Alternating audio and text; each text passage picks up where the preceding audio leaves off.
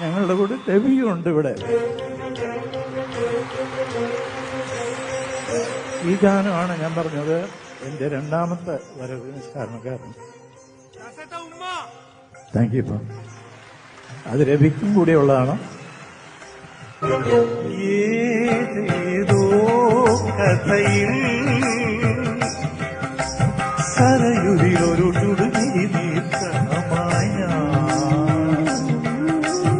ഏതേതോ കഥയിൽ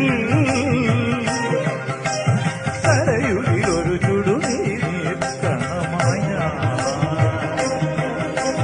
കവിയുടെ ഗാനരസാമൃതലഹരി ഒരു നവകനക കിരീട